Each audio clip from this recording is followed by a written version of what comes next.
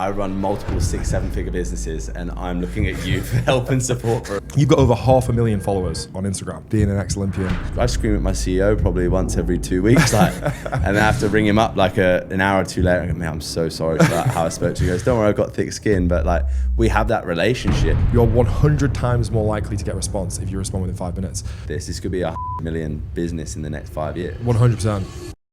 Welcome everyone to the first episode where we interview Sonny Webster, who is an Olympic athlete and a successful entrepreneur. We talk through some different systems and business insights that you do not want to miss out on. So if you enjoy this podcast, please drop us a like and subscribe below and enjoy. Sonny Webster, let's go. I mean, this has been a long time coming. I really appreciate you coming on, man. Thanks so much for having me, brother. Yeah, it's been awesome. So I'm going to get straight into it. I want to know, when someone asks you, what do you do now? Do you say first an athlete or entrepreneur? Certainly not an athlete anymore. As much as training is still a massive part of my life, I think my focus is massively shifted towards being a fitness entrepreneur, I'd say. Really? Yes. Okay. So, because I look at you and I see your lift still, like we hit up a training session not too long ago, and like your performance, obviously being an ex-Olympian, is still extremely high standard. And I feel like you carry yourself as an athlete. You obviously like look at the way you look, like your diet, the training regimen that you have. Like I feel you've obviously taken what you had as an athlete and that's carried over still. Like I know you all classing yourself as not an athlete, but the average person's going to look at you, right, and say, yeah, this guy takes training seriously. Would you say maybe not anymore, and it's the focus is more now entrepreneur? I think, like at the end of the day, training, health and fitness will always be a massive part of my life. I still am a leader and a mentor for my community in the fitness space, and hold myself to that high standard because I want to inspire people still through what I do in the fitness space. And I think everything that you learn and build from being an athlete when it comes to discipline transpires to everything else you do in life, which is why you naturally see so often the most successful CEOs, business people out there in the world, they do have a great discipline in what they do in health and fitness as well. And, I want to lead in that way for my community too. Yeah, I love that. And I completely agree. So you've had a very unique journey: Olympic Games, Junior European and Commonwealth medals, iconic career in weightlifting, and now you've obviously got multiple businesses, which I want to talk about today. Mm-hmm. But when did you first realize that you could turn this passion of what you were doing as an athlete into this business that you've got now and the multiple businesses that you own and operate? When did that first come about and when did that happen? Yeah, I think from a very young age, I've always been very entrepreneurial. I mean, my first business was selling sweets in school out of my locker, which I was one of the only fortunate people to have at school because of what I was doing in weightlifting. And then that quickly progressed into buying and selling golf clubs on eBay. Really? From really, really young age. So I wanted to upgrade my own personal set. So I was always really into business. My father was a businessman who owned his own business and home improvements. So I was, I guess, shown into that world from a very young age. And then as I progressed even through my career in weightlifting, I was surrounded by a lot of amazing entrepreneurs through growing up that kind of, I guess, set a standard or a possibility of something that I'd want to progress into past my career in weightlifting.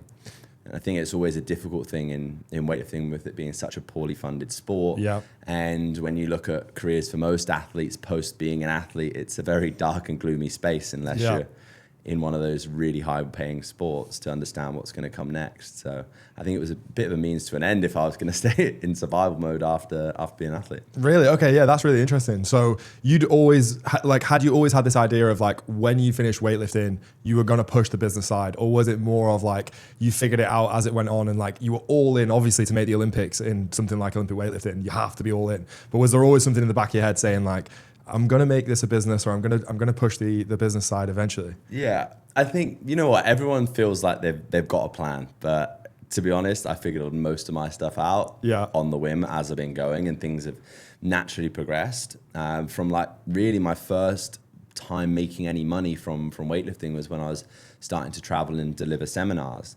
And from that naturally became such a pull on my time, in the sense that in order for me to make money PTing or delivering seminars, there was only so much I could do, whether it be weekends, days throughout the week. And, you're selling your time at the end of the day. And I think there was that natural progression when online training started to become popular. Did I then think, now's the time to harness my skill set, build an online product in order to be able to reach a much broader audience worldwide, and again, scale what I was doing to some regard? Yeah, okay, that makes sense. Yeah, I love that like you've almost gone into it maybe not necessarily knowing what's going to come out of it. And I suppose most people in life do that. They start a business and they can't look 3-5 years into the future. But did you ever expect to be where you're at now, coaching how many people you've probably coached in your career? Thousands and thousands, yeah. I think, the industry in itself at the moment it's evolving so quickly. And I think a lot of the time, even the direction and the path you think you're going to take, it will be that path for a certain period of time, in terms of this is how we can make money at this time in life. And then things progress on, and the way that the world's gone in the last few years in terms of the progression of online coaching in general means that we've had to diversify and change and adapt so often. Yeah. And that's something that becomes even trickier the bigger you grow, because it's much harder to be dynamic in business changes. And that's definitely something that I've learned in the last 5 years with trying to scale multiple different businesses. The bigger your teams are, the bigger your product catalogs are, makes all of these things so much more challenging to move through. Yeah. And I want to get into that. I've actually got a few questions for you down the line regarding like how you find staff and like what you do to nurture them and finding the right staff, because that's such a massive part in building a business and building multiple businesses. And we've spoken about this on one of the first times I met you. I asked like, how you operate in like 5 different businesses. And it's like, you've got to build the team that build the business. Like you're one person, you can't do it all yourself. And so I really want to get into that. But before that, I want to ask you, you've got over 500,000 followers on Instagram. You've got huge social following across all the different platforms. And like, obviously this hasn't happened overnight. And this has of course taken years.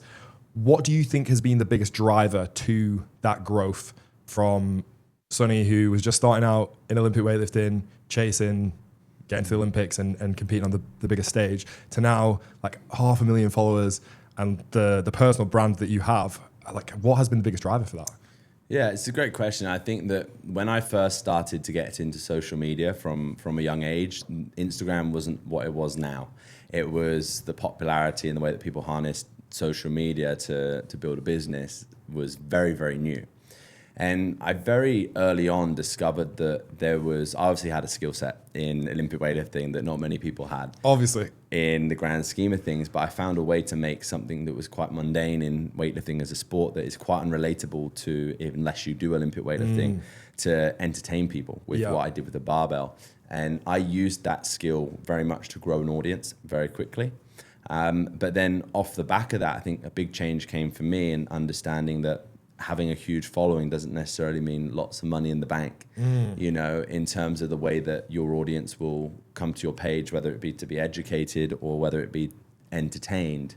And over the last sort of 5 to 10 years, it's really changed the way that I look at my audience in terms of like, being seen to my community as an educator, as opposed to necessarily someone that just does Olympic weightlifting.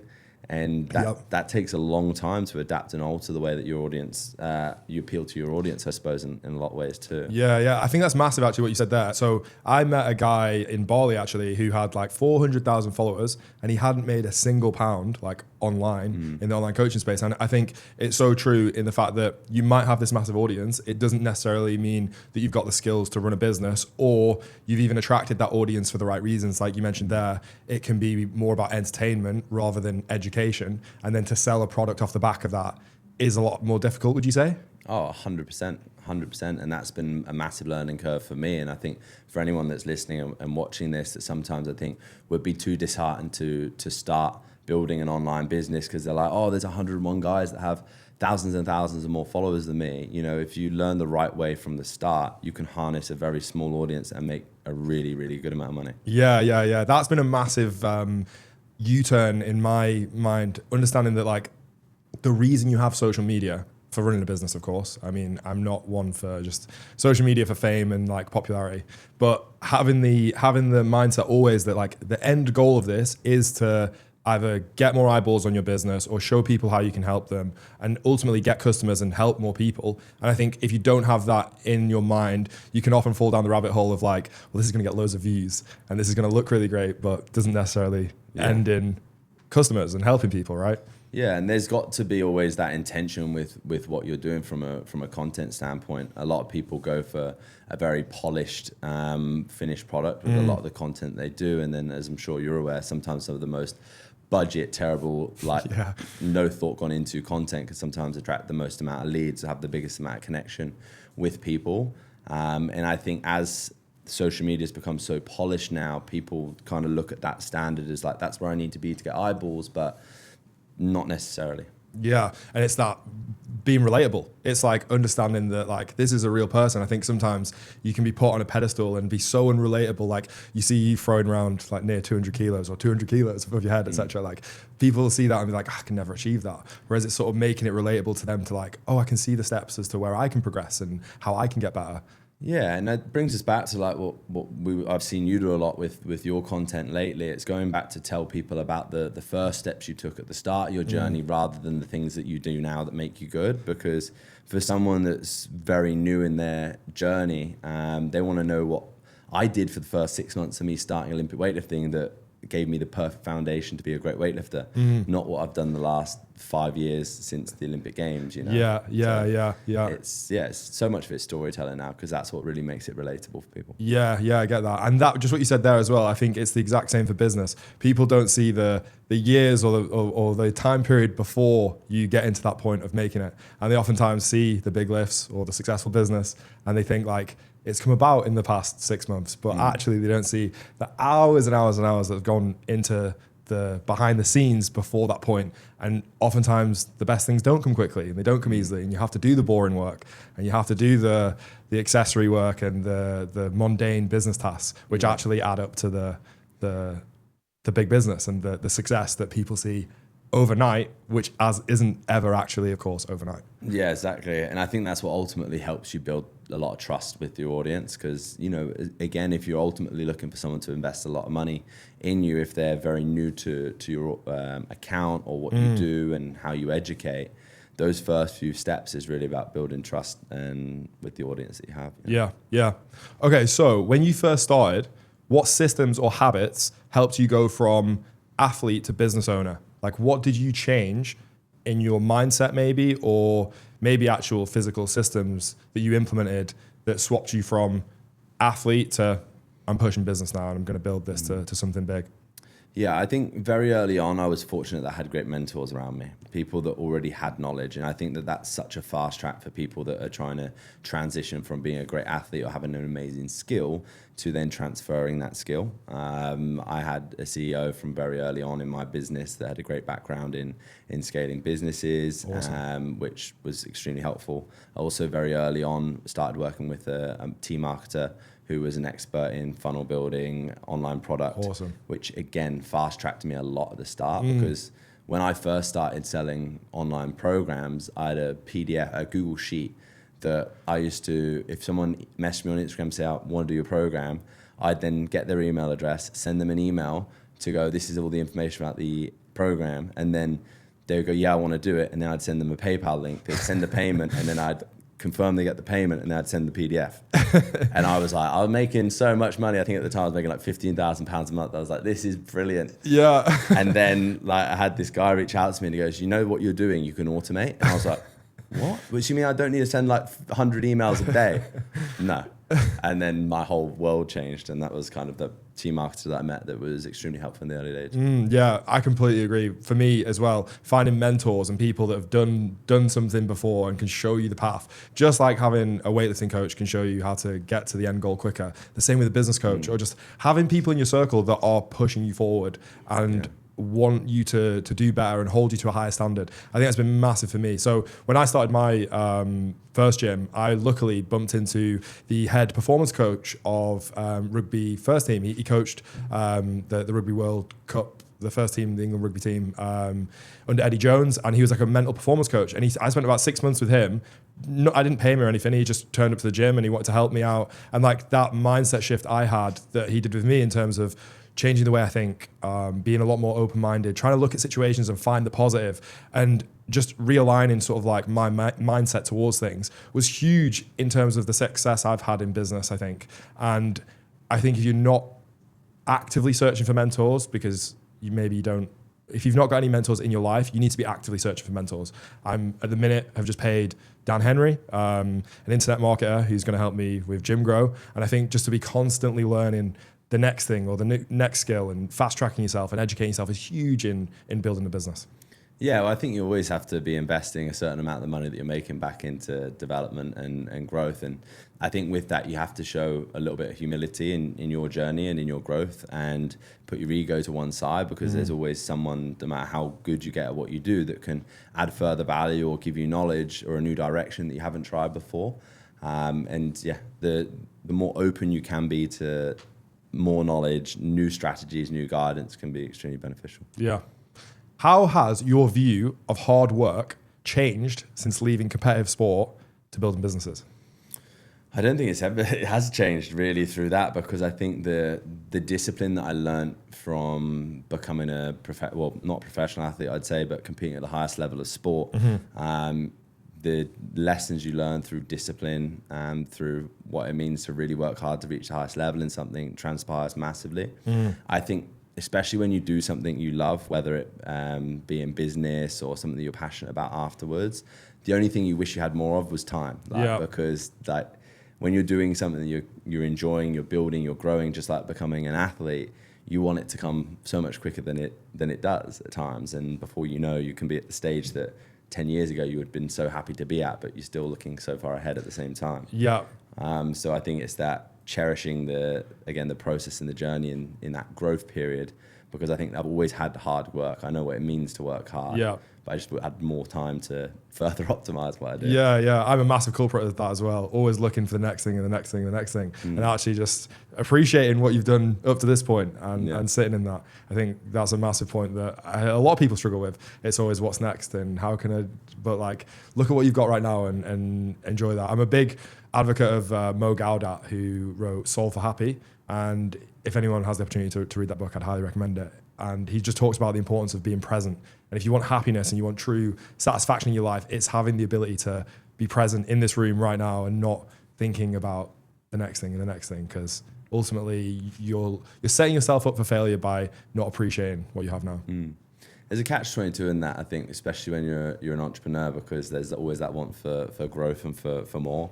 And I think there's been periods in my, I guess, career, even as an entrepreneur, we think, well, life's quite good right now, and I could, quite happily just sit in this space and live the life that I have. And then all of a sudden you go, you know what, I want to flip the table and try something new and try and grow and scale and put yourself back in that testing situation, because there's something about that is addictive when you're an entrepreneur. 100%. I think all high achievers potentially are that way. I think I would like to say maybe I've not met any high achiever that isn't thinking about the next thing, because it's like that addiction to success, I guess. I feel, do you know anyone that doesn't have that, who's a high achiever? No, I've never met that person yet. Yeah, I think it takes a well-trained monk almost to put that aside, because what is that? What is that driving factor for you? Like, why do you push yourself to obviously with the sport, but now with the businesses? Like, what makes you get up in the morning and think, like, I want to push this and I want to make this bigger and bigger? Just a quick pause. If you're a gym owner or online business coach who's wanting to break through revenue ceilings, you need to download the free resource in the link below. This is the exact blueprint that I've taught over 50 gym owners to scale their gyms, get more members, keep the members longer term, and actually remove yourself from the day-to-day operations. Click the link below. Now back to the conversation with Sonny. I think problem solving is the most exciting part about what we do. And I think that's a big part of why, the industries now that I'm moving into, that I'm stepping out of my comfort zone or the area that I know really well, and trying to apply my same skill sets into different industries, different areas. I do that because it's very challenging. Rinse and repeating in the things I know day in, day out, whether it be in coaching and business. I constantly question myself sometimes, like, would you make more money if you just focused on this? But then I'm like, will I be as happy not being able to test myself in new areas? Probably not. And I think that's where that balance starts to come in terms of once you reach that point of like, okay, this is going okay. It's like, how can I try something new that's going to give me that like uncomfortable feeling again? Yeah. And challenge yourself more. So what would you say was the biggest challenge you had when you started the Sonny Webster Academy back in the day? Yeah, going back to Sonny Webster Academy, I think at the time, and I still look back on what I did with that business and taking my name out of it, I think the biggest challenges we had in those early stages was that I sold myself and my time when everything was under the Sonny Webster Academy. And I think there was a lot of expectation for me as that business scaled, which was a challenge in itself because there's only so many people that I could physically coach if it was actually me, you know? And that's why in order for us to be able to scale that past the audience that I felt was under the Sonny Webster Academy, we separated them out obviously to the lifting zone and to the mobility manual to take my name out of it, be able to grow those businesses bigger than just me, which I think was good in the long run. But then again, it took us quite a while to build recognition for what is the lifting zone, the mobility manual, without my name in it. And even now we're starting to reintroduce my names back into those businesses a little bit because as in the industry, I've got the credibility.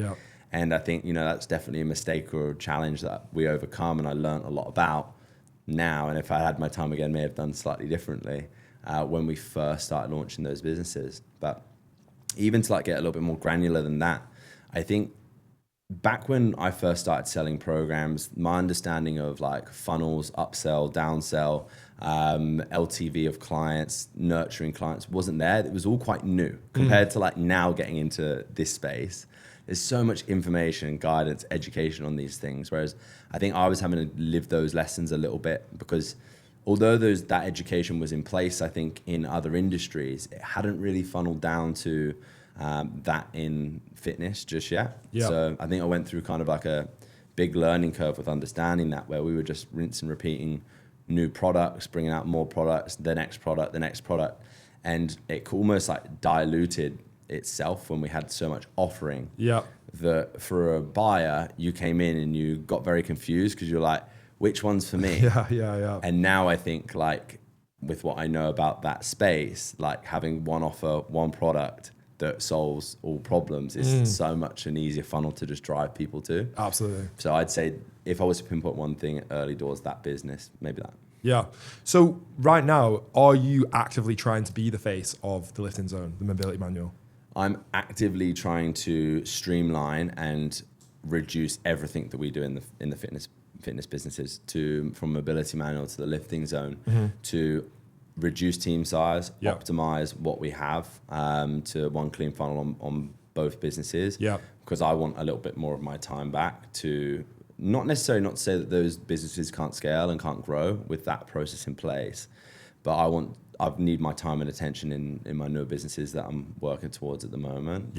I just can't physically get across everything to the degree that I'd like to at the size those businesses are at the moment. Yeah, that makes sense. And I feel you are such a driving force of those businesses because of who you are and the personal brand you've created. So it's almost like using your resources to the best of your ability. Like you've got an ace card, you've got this huge personal brand. It would be silly not to do that. But I also understand your point of like, you also want to remove yourself to be able to let these businesses grow. So I understand the situation. Well, I think there's two things that kind of stick out with me on this, right? Especially from an offering standpoint. We always used to offer everything from low ticket to mid ticket to high ticket. And as you know for yourself, there's lots of different types of clientele within that space. In terms of the ideal types of clients that we want. Very different B2C than it is B2B. We only want to solve rich people's problems, sadly, because they're the ones that pay a lot of money and will continue to pay for a high quality service. But then they also become great customers for us as a business because they put in 100%, they work hard, they get great results, and that's the type of people that we want to work with.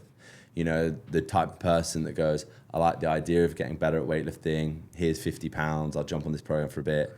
They don't put in the work, they don't respond to the feedback, the coaches, they don't get great results. And as sad as it sounds, like I would much rather someone save up for 6 months and come back to me with a good amount of money that's going to scare them to invest it and then put 100% in because I know I'll get them an amazing result. So that model's changed a lot for us. Yeah. And that's where the kind of streamlining comes in. Yeah. But I struggled with that initially because if you asked me 6 years ago, or 5 years ago when I started that, what's your purpose in what you're doing? It was to make weightlifting accessible to the masses and make it cool. And that didn't really align with my new principles and philosophies because we weren't attacking mass market anymore. Yeah. But I still feel with the level and the standard of the free content that I put out on social media, if someone actually put in the effort to just study everything that I've ever made that's free online for weightlifting, they could get really good. Yeah. And they ultimately now pay just for accountability and guidance. So I had to like rework that process in my head a little bit, Yeah. particularly for if we're talking just purely the weight. Yeah, and I could not agree any more with what you just said. We found that ourselves at Gym Grow. We initially, when we set up Gym Grow, helping gym owners grow and scale, we charged nowhere near what we're charging now just to get it up and running. And the difference in terms of the people that invest more and spend more money, they're so much more bought in. They put so much more effort in. They want it to work, and they really go that extra mile. So I think finding a way where you can actually acquire customers who are willing to invest, you are just going to get better results because they ultimately put more work in and want the outcome more. And I think people just maybe see it as less value because they're paying less. Yeah. Which it becomes like a great vicious cycle in a lot of ways because those people come in, they spend a lot, you get them to make even more money, and then they become great at testimonials, and then it just goes around in this great circle for you. But this is the thing that's different in the fitness space in a lot of ways, well, particularly weightlifting, because doing a transformation journey is equivalent of being like, you've got 10 grand in your bank account and now you've made 20 grand in your bank account. This is you fat, this is you shredded. With weightlifting, someone could make what is obscene of like a 10 or 20% improvement in their lifting, and it's the equivalent of like a little disc on the end of the plate. Like, oh, cool. that's so true, actually. So that's where like storytelling, that transformation is different when it comes to weightlifting. 100%, yeah. Actually, with just coaching businesses that aren't businesses, when you're coaching someone as an athlete or something which isn't as tangible as making money, like you say, it is definitely, you've got to do a better job marketing that. You've got to do a better job storytelling. You've got to get that impact across to the person in a much clearer way, because with money it's easy. You've made 10k this month, like it's easy to quantify that, whereas with weightlifting, like you say, it's 10 kilos extra, which might be 20% on the lift or whatever that would be, but you need to really push that to the impact that they have. Yeah, 100%. If someone shadowed you for a week, which part of your life would they be most surprised of? I think just physically how much I get into a day or a week. If you look at my calendar or my structure, it's from like 5:30 wake up, so like 6 a.m. right the way till 10 p.m. at night. So it's not all pool parties in Dubai. Not all pool parties in Dubai. And I think that's one of the things as well with building a personal brand. Like if someone sat and watched me what I do all day, spend a lot of time at a desk, having a lot of meetings, conversations, it'd be like, oh, this is boring. Yeah. So like that cross between like the people who really know me and what I do and the people that you build a personal brand for online is very different. And I think that's what would most surprise people. Again, I try and systemize a lot of what I do and trying to get better at that. But I think in anything, when you're trying to build something, it does require a lot of your time and a lot of nurturing with team members, staff, to teach them how you want things to be done and processes. So I'd say that probably the things that surprise people a lot. And the fact that, yeah, I'd probably squeeze on top of my work life 9 to 12 training sessions a week because that's something that's super important to me. Yeah. So, yeah, it's very go. Yeah. I mean, from knowing you personally, I can see that in terms of how much you're always working and also training. Like you're always training as well. And I think it's so true with the age of the personal brand and social media. It really doesn't get shown the boring work that gets put in. Yeah. So, yeah, I agree with that. And I think that would actually be the same for me, to be honest. And then I think, that little training element loop for me is quite different now, because whereas when I used to go to the gym and train, I'd be going to film my training to inspire people from what I'm doing at training. Whereas now I look at my training like, this is my break from my work day, this is my meditation, and people won't see half of my training anymore because I'm having a little bit of like me time when I get to the gym, which is what most people end up doing. I bet that's so nice as well for you, from going from competitive weightlifter to having to hit these sessions and these percentages to now just actually enjoy it. Yeah, 100%. So obviously you've built an amazing business, helping lots of different people as an elite weightlifter and helping their weightlifting and their mobility through a coaching aspect. What's been the most rewarding part for you helping lifters become more confident athletes? Great question. I think the thing that really has the biggest impact for me as a coach is helping people really reach what their true potential is. I think when you train on your own or are not part of a community, your understanding of what your ceiling is or what is possible is very narrowed. Yeah. Whereas when someone comes in and works with my team and what we do, we really optimize like what they're capable of and the time it takes them to get somewhere. Yeah. So like, great, making someone snatch 100 kilos is brilliant. And for a lot of people, that's my lifelong dream. But in the time that I'll take them to get from a 70 kilo snatch to get to 100, by then I've made them realize there is so much more to this than you just being good at weightlifting. Yeah.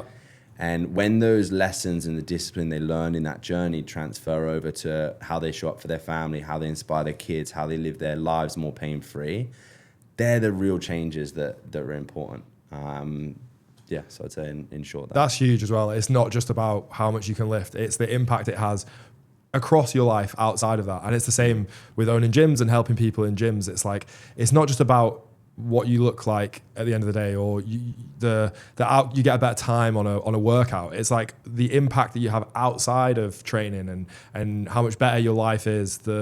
Like you mentioned there, more quality time with your family, having the ability to play with your grandkids if it's an older person. I think those things are huge and very rewarding for myself as a gym owner.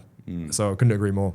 I think we've become to understand our avatar a little bit more, even as time's gone on, in terms of now we've coached thousands of people through this, have a better understanding of like, okay, the people that do really well in this process, they generally are high achievers. They like challenge. They like doing something that isn't easy that not everyone else does. And again, I think that reason why they go for something like Olympic weightlifting or use our methodology is because they want to be challenged in the same way they are in their day-to-day lives, which is it's cool because we've started to understand that person a little bit more. Yeah, 100%. So you're coaching people from all over the world, right? 47 countries. 47 countries. Okay, so how are you staying so close to them whilst being fully online? How do you provide such an amazing service for these guys across 47 different countries through your programming, your analysis, your coaching? Like, how is that possible?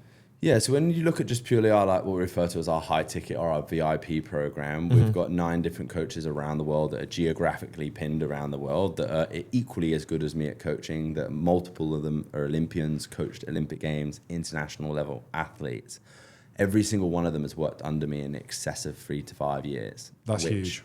Is brilliant because that means that, and what I always say to people, right, is that from a principles, the coaching process standpoint, we're the same.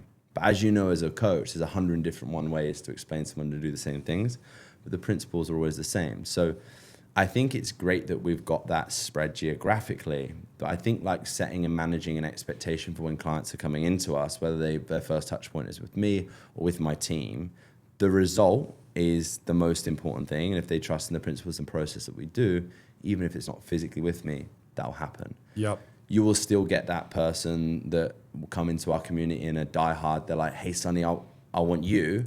And that's great. It costs a lot more money. And the time that you're going to have to bend to fit around me is going to have to happen. But that is still a possibility for people. So I think we cover both bases in that regard. I couldn't agree more. And I also want to highlight for me, and it'd be interesting to hear your take on this, that the best athletes are not necessarily, and sometimes definitely not the best coaches. I mean, of course, you're definitely a great coach, but I think you look at most like professional football teams or rugby teams or professional sports, like the person who is managing that or coaching that isn't oftentimes the best in that sport. So I think it's good to highlight that the guys that can be world-class coaches don't necessarily have to be competing at that world-class stage. What's your view on that? Yeah, I'm in two minds because I would agree with you in the sense that, you can have developed a lot of knowledge from a book smart standpoint in the ability to be a great coach. But there is no one that will ever come into my realm at the lifting zone and ask me something that I haven't personally experienced. Or if someone comes in and goes, I want to go to the Olympic Games, I can go, I've been through that journey. I'll tell you exactly how to do it. Yeah. Or I want to snatch 150 kilos. Okay, I've done that myself. These are the challenges that you're going to face. So I think for someone that wants to learn, it adds a hell of a lot of credibility to have been with someone that's walked the walk themselves as well, to then be able to guide you on that same path. But again, there's skill sets within my team that I'd say, Gareth, who's one of our more senior coaches, he's Commonwealth gold medalist, Olympian, now a international coach as well, and's been lifting a lot longer than me. And I'd say has more experience than me in the competition side of things. Sometimes I have a client come in, I'll go, actually, you're probably better off working with him on this one. Yeah. If it's about getting mobile and you're over 40 years old and you want to get into weightlifting, I'm really good at that. And then we have an amazing coach with an S&C background where I'm like, if someone's got an injury they're coming back from, I'm like, this is your guy. So I think you got to play to your strengths in whatever you do, but some people just will want to be a part of something for the clout. And it's the same way people will wear a certain watch for a certain status gain or a certain brand to be like, well, if I'm wearing Louis Vuitton, you know that I'm wealthy. It's a signaling thing a lot of the time in how people pick their coaches. Yeah. That's so true. There is definitely a blend in those two things. Yeah, that's so true. You raise a good point. It's very hard to coach someone if you've not done it before. Like coaching it's experience in what you've done and getting across key principles, but a lot of that is your own experience with what's happened and being able to present that in a relatable way. So yeah, similar for me it would be hard for me to coach gym owners having never run or owned a gym. Exactly. And I don't subscribe too much to the fact of like, you can get sometimes a coach that will be granted being an amazing coach because they've had an exceptional talent walk in their door and they've nurtured that exceptional talent, and then that person becomes an amazing coach because they coached this person. But that exceptional talent could have been put in any one of our hands and they would have had a pretty good chance of reaching a high level. Yeah. And I think that's where I come back to the fact that like you need to be able to walk the walk yourself as well as take the athlete that way. So you may have already answered this next question in that statement there. Well, there we go. But why do you think people choose to work with Sonny Webster specifically over other online coaches? Yeah, good question. I think in terms of what I do from an education standpoint, social media standpoint, I'm the best at it. So I think naturally when people come online and look to embark on getting better at Olympic weightlifting, the detail of analysis that I go into and the way that I explain things so simply, no other coach does. And that's what connects, I think, a lot with people when they're looking for a weightlifting coach, is because they're getting that level of detail that they wouldn't normally get. And with something as complex as Olympic weightlifting, the biggest mistake that's made by so many coaches is they overcomplicate something so complex, which makes it difficult for people to actually interpret what you're teaching them and apply it. I simplify that process because I know weightlifting so well, and I'll always explain the how and the why with everything that I do, which is why people will keep coming back and tell their friends about us as well. And I think that's the same for all coaching. The more simple you can make something, the easier it is to learn, the easier it is to understand, and then, of course, easier to apply. So yeah, that's huge. I'm a massive believer in systems. At Gym Grow, we implement this for independent gyms and online coaches. And I'm curious to know your approach to systems. So as an athlete, you've had a coach, you've had a lot of structure, you were surrounded by a team. How essential were these systems in your performance as an athlete? Yeah, I think that there's importance for systems in play for training, and yeah, they're massively relatable to business too. But I think with a lot of the time, there's like a roadmap, if you like, that you think is the right roadmap to follow in being an athlete. Like you need to train X amount of times, do this amount of sessions, see the physio this many times, and that results in success. And as much as you can follow a roadmap or a blueprint, especially in business, that's one thing I've learned. Sometimes those things don't actually work for the way that you've got your team set up. So you need to find, regardless what works for you, but like anything, being consistent with what you're doing, I think is important, but not being afraid to try new things and adapt as well. Yeah. I'm kind of dancing around that point in a little bit because there's a lot of relatability to it, yes, in training, but I think more so in business, you're constantly evolving it and adapting. Yeah. And if you're too rigid to doing something a certain way, like we used to hold, a weekly team meeting with our full team. Half the team wouldn't say anything, and I was like, "There's no point half my members being here on this team meeting." Whereas like separating things down into much smaller team meetings that are actually purposeful made a big difference. But whenever I spoke to someone at a big organization, they're like, you need a weekly stand-up, your daily stand-up, like, and then people are like, we're doing fucking meetings for the sake of doing meetings.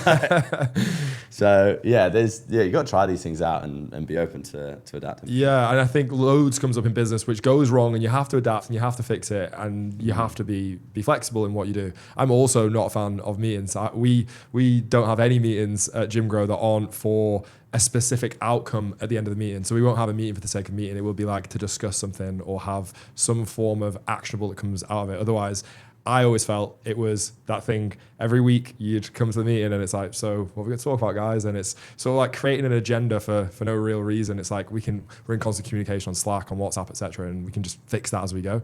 So yeah, I'm not a massive fan of meetings unless it's for an outcome, for a discussion. So the big shift to now with you leading a business and being the decision maker, as opposed to maybe before, early in your career, you were following a program, right? You were being told what to do and how to do it. What's been the biggest challenge for you in creating these businesses now, with you being the leader and you making decisions? Have you found it challenging? Have you found it quite easy? Has it been quite natural for you to just step into that role of, I want to go with this in this direction, guys, and leading people? How have you found that?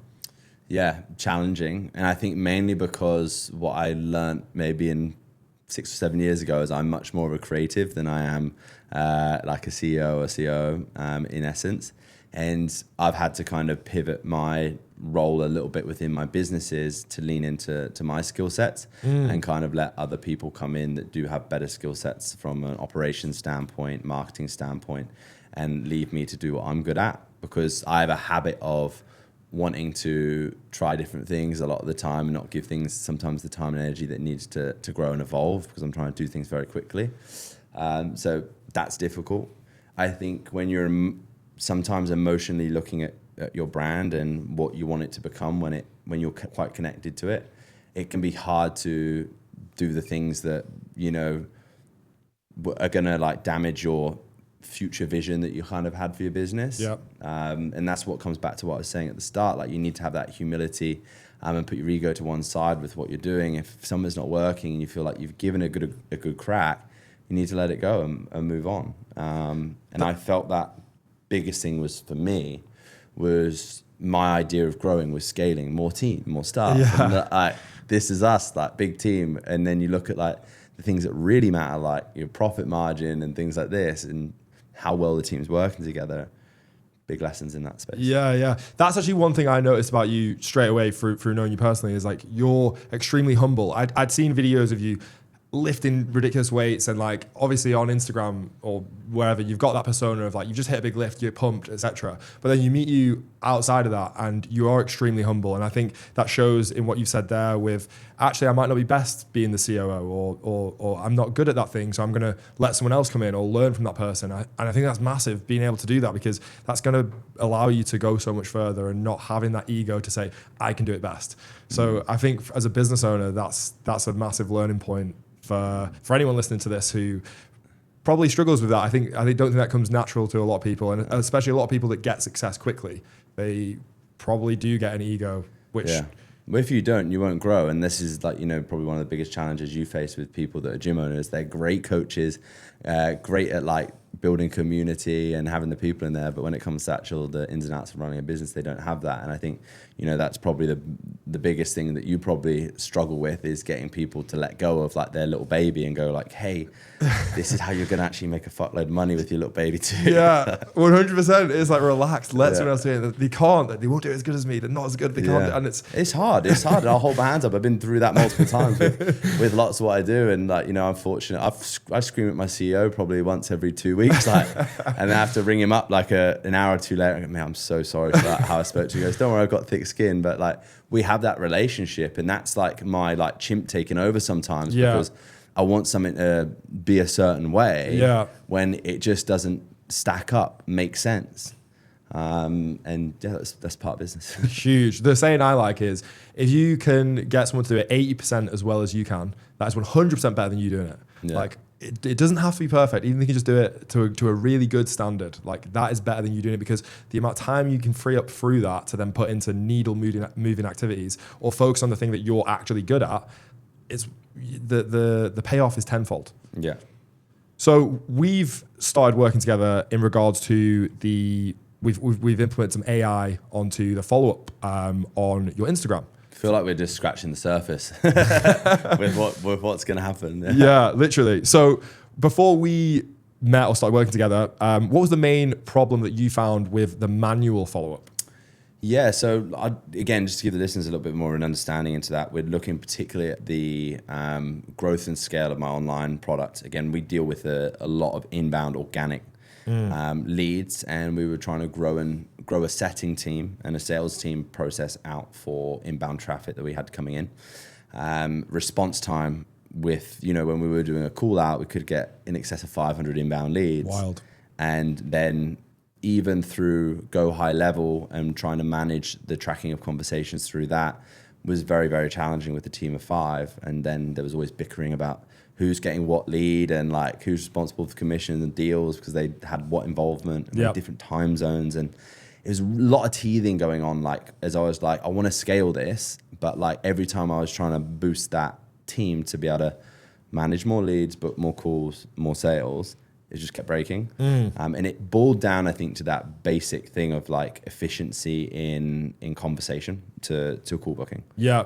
The study I love to quote is the Harvard Business Study, which analyzed thousands of sales interactions, and the likelihood of just getting a response from a lead at 5 minutes compared to 30 minutes, you're 100 times more likely to get a response if you respond within 5 minutes, which just shows that if you can act fast, humans nowadays are just hardwired to want things now. We've got Amazon Prime, we've got Uber Eats on our phone. We've got instant dopamine through social media. It's like they want it and they want it now. And even if you just leave it an extra 30 minutes, the likelihood of getting a response from that person is so much lower. So to have a human actually do that and leave it maybe hours, or if they message on a Sunday night and it's days, the likelihood of actually getting to respond to that person and potentially convert them and book them into a consult or sign them up just decreases massively. So it's huge being able to have that response time. And Yeah, I think with the struggles that we had with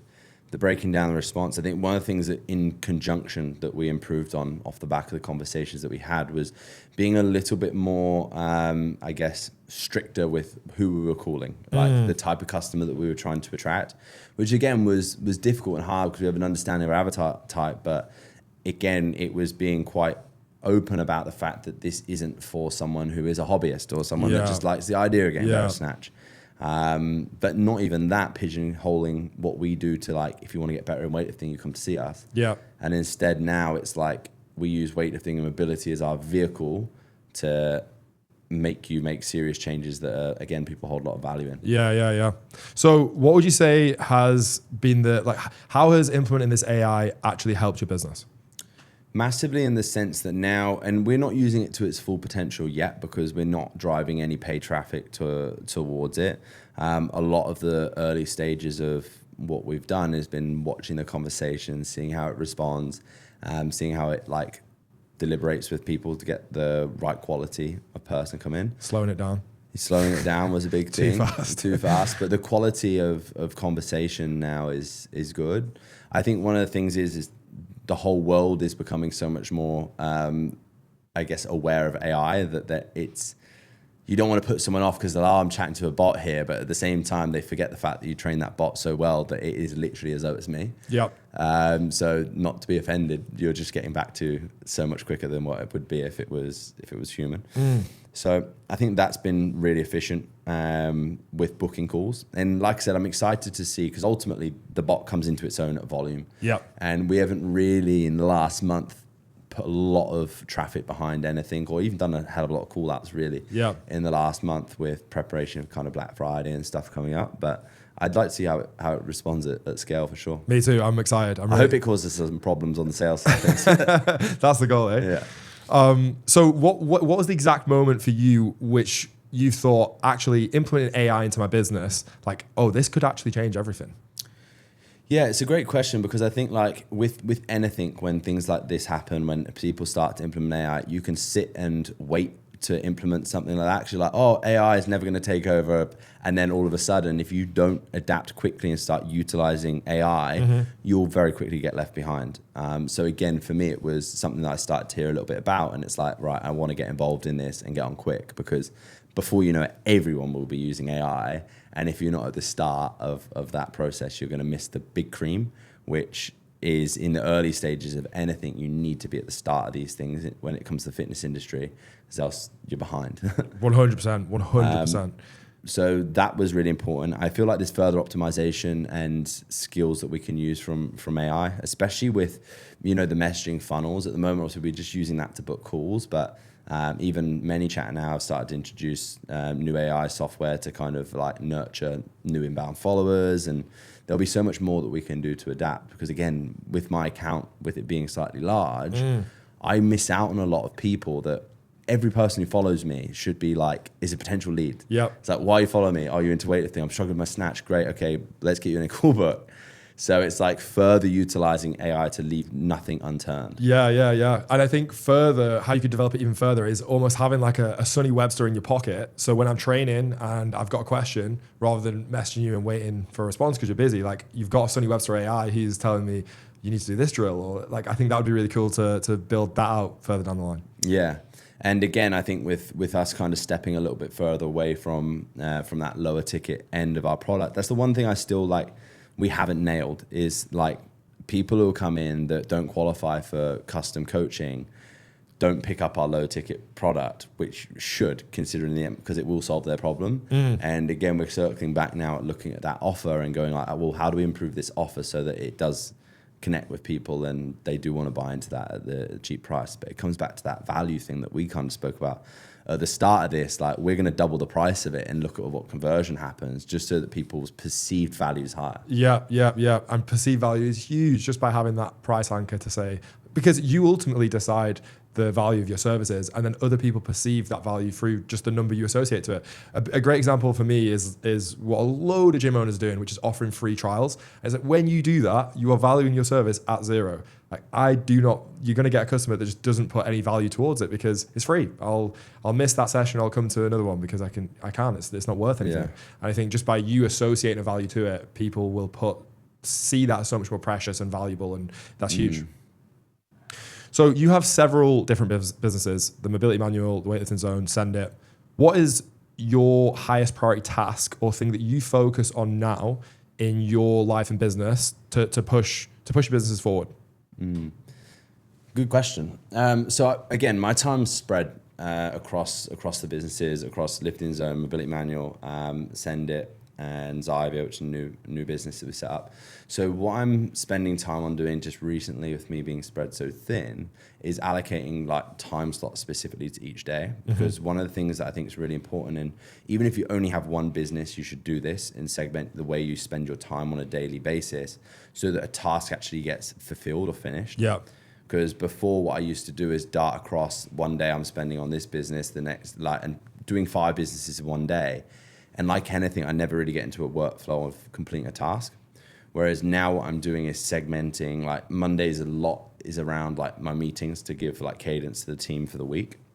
And then how I allocate them my specific time is work blocks on each of the businesses throughout the period of the week, so that I can make significant progress week on week with the thing, rather than just a touch point. Yeah, I really like that. And I think that's so important to actually getting stuff done, blocking it out and finishing the task.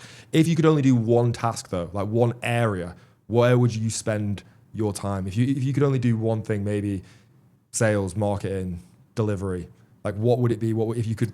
Right now, my most money would be made in sales if I could only sit on the phone and that's all I'm allowed to do, and I did 30 hours or 40 hours of sales a week. Yeah, I'd probably make a lot of money doing that.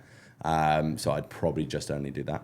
But I think the goal is to put systems in place well enough that I would only just be having meetings with like people who are in charge of each thing. Yeah.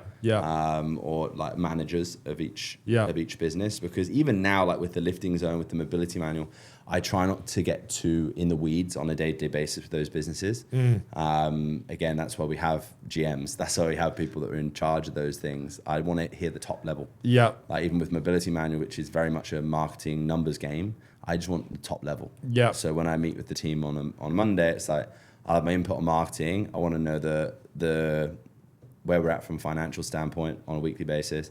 That's all I want to know about. Yeah.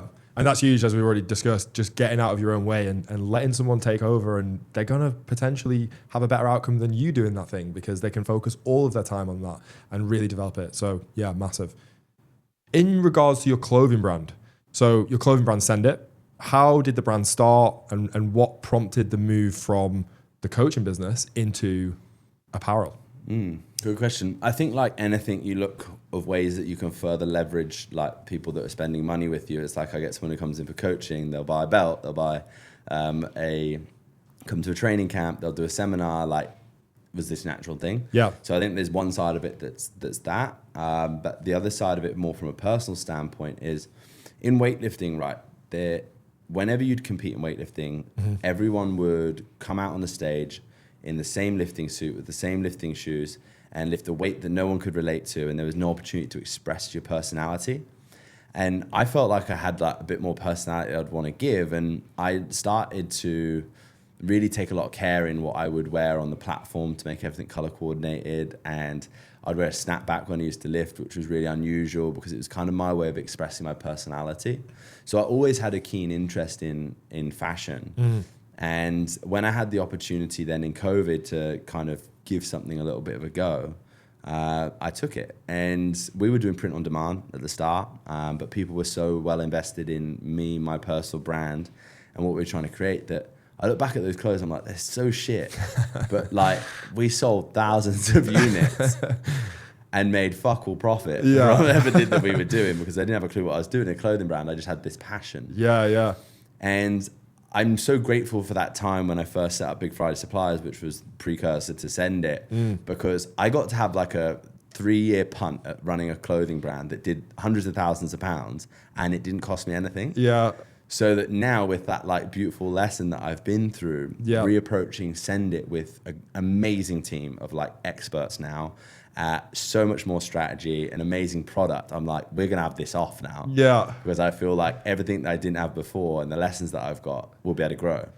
But the scariest thing in this now is that I've got to rebuild something. Like I've got to reignite people's love for that again, because we've had like a 2-year hiatus. Yeah.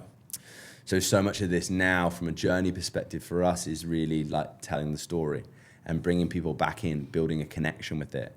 Because until people get to touch these clothes and feel them and wear them and it make them feel a certain way, they're just relying on my word and like how I'm painting the picture. So that's been really fun from a marketing standpoint. I can imagine. So where did the name Send It actually come from?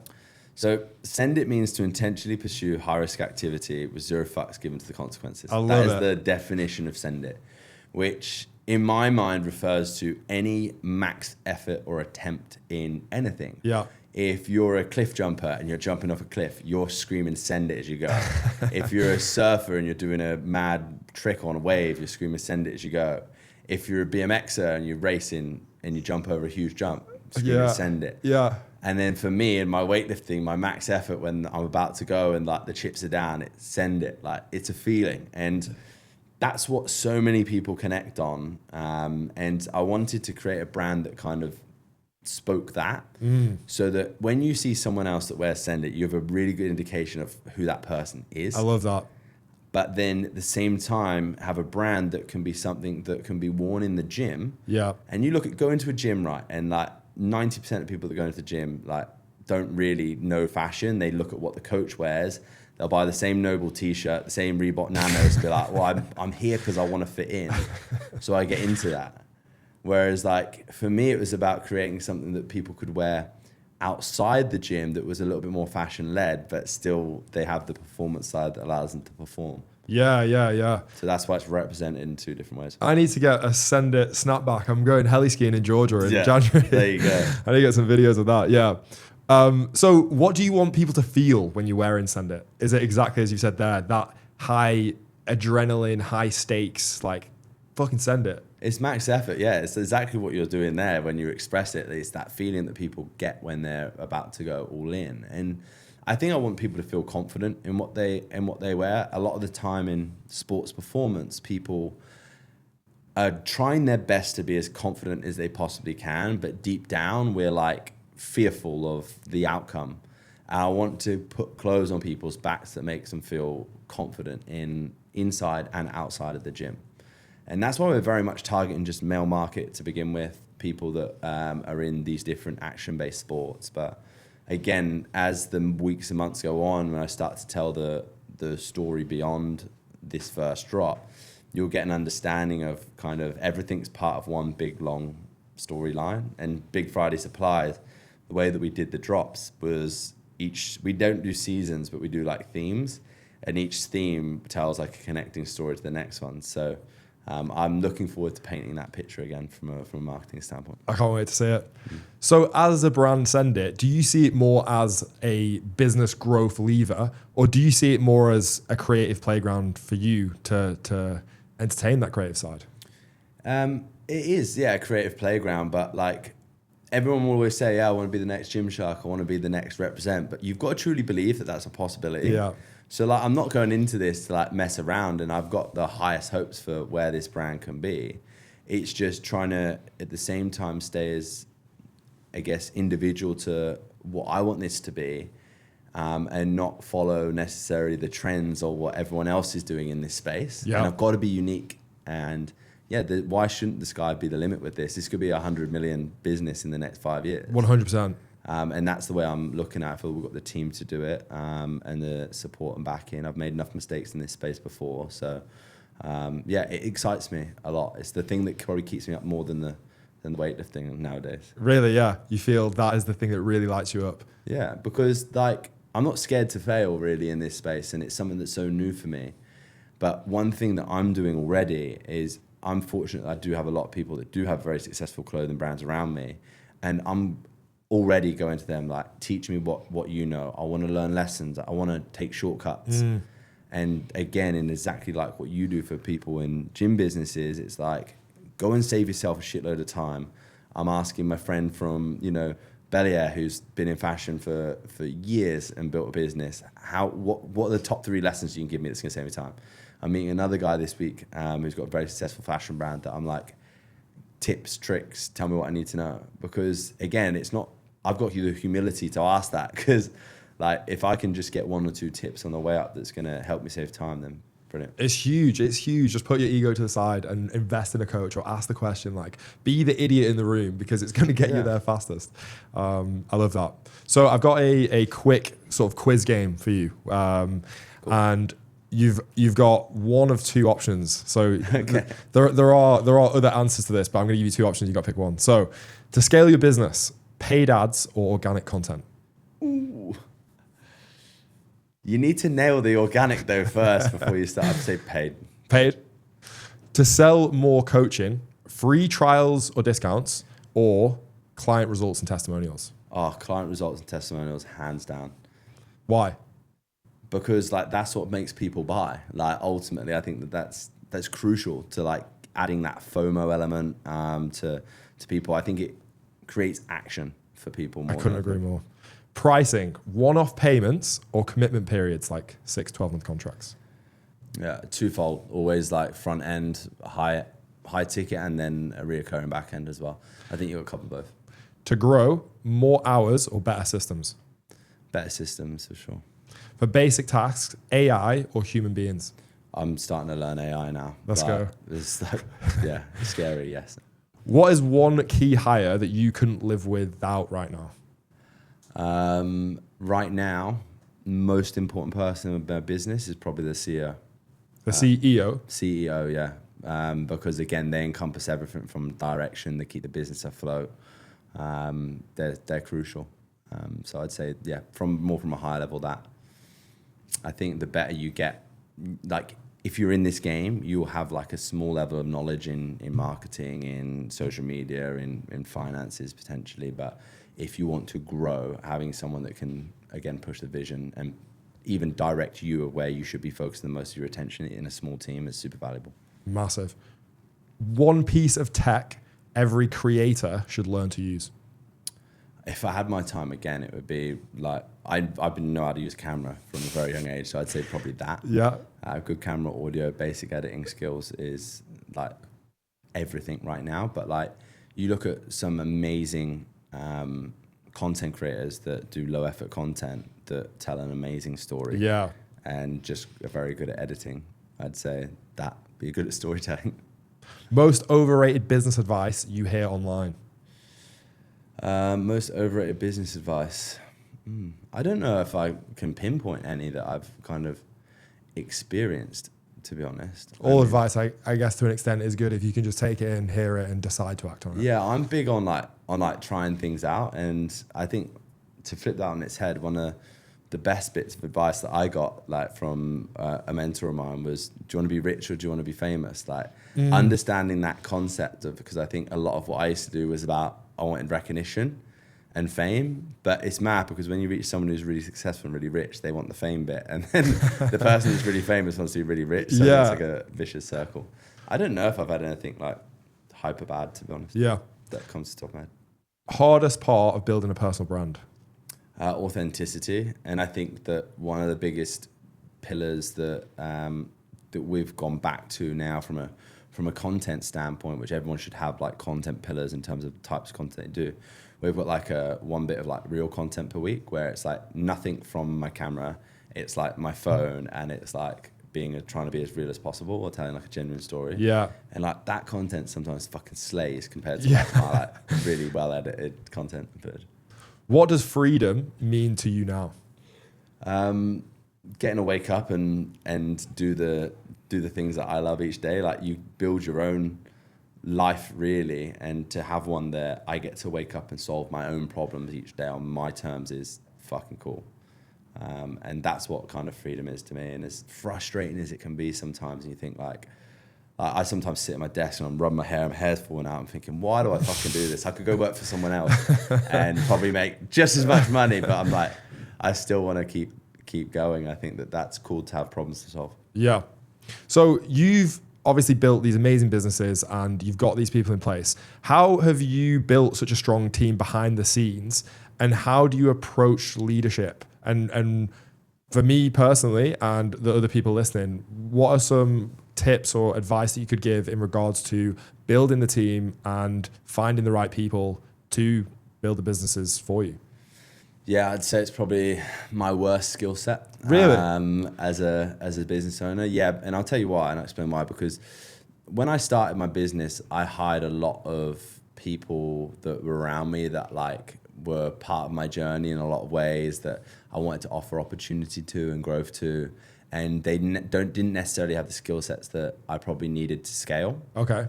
And then haven't removed those people from businesses that I've been involved in, or even in my businesses, quick enough.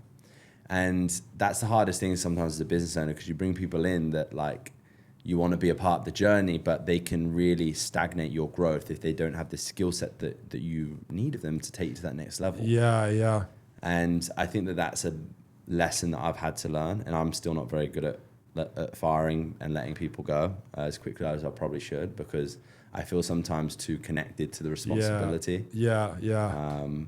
So I'd say that's something that's been challenging. But on the flip side of that, you can take someone in that you really want to be a part of your journey because they've got the right ethics and the right philosophies for your business, I'd say, or like right values for your business. Yeah. But you might not have the skills. But you have to be prepared to invest the time and energy into training that person. Yeah. But the whole becomes when like I bring people in that have skill sets that I don't have. Yeah. And there's a lot of times that I need someone to be bringing the value, the idea, taking the actions for me. And that's where that grey line can fall into sometimes. I feel the exact same with regards to everyone who comes into Gym Grow now. We obviously we've interviewed them and we feel like they're the right fit anyway, but on day one of meeting them, we have like a value sheet and we say, these are our values. This is what we stand for. And that sort of sets the tone for the future, because if they're not that person, it's probably best that we're not the right fit and they are maybe better somewhere else, because we do want a certain type of person and you are more connected and will get a better outcome with someone who has similar values. And you could have two people that have the exact same skill set but completely different values, and one will fit so much better because they have the values that you share.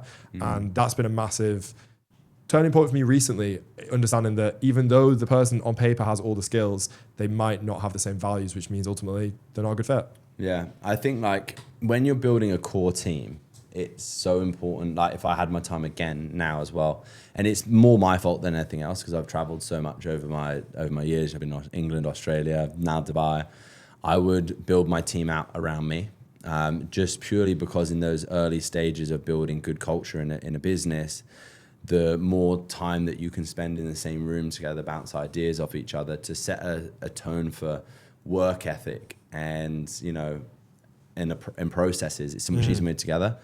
I have a lot of team members that are scattered all over the globe that, you know, making sure that they're working as hard as they should be and like being a part of the bigger picture can sometimes be very challenging. But that's part of the issue with online businesses. So I'd say that's something that I've learned. And definitely if you're hiring in people into a business, I've made the mistake sometimes of like not paying enough for people and then wonder why like the results haven't stacked up. Yeah. And you also end up then upsetting other A players in your team because A players only want to work with A players. And again, that's another lesson on it. Yeah, I agree completely. And it almost goes back to what we were saying, the clients who pay more are better clients. It's the same for employees. Yeah. The clients that you pay, the employees you pay most are probably going to perform better than... They should do, yeah. But again, there's sometimes a lot of expectations around like, you know, demanding a higher price and not delivering. What is the long-term vision for the Sonny Webster brand across the next 3 to 5 plus years?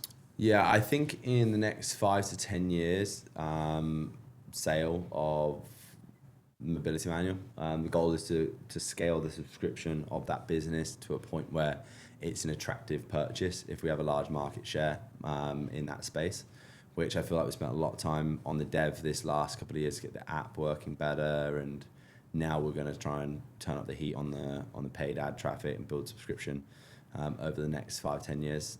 So I'd probably see that growth and scale and exit on that business. Yeah. Lifting Zone will always be probably my little baby that I'll keep, but again, we'll just streamline that business as a system and as a process because that helps a lot of people and solves a lot of problems. So that's the goal with that business. Couple of my newer businesses that I can't really talk about that are super exciting. I think that's going to be where there's potentially some big payday that will come from them. Yeah. And then Send It, that'll be my continual big energy focus. Of course, yeah. You can just tell straight away, like as you say, Send It, it lights you up. You can just tell, like, yeah, I love that. If you could go back and give your 25-year-old self one piece of advice about business, what would it be? I would have told my younger self to be a hell of a lot more patient in what I was doing to grow. I felt like I needed everything so quickly when I was younger.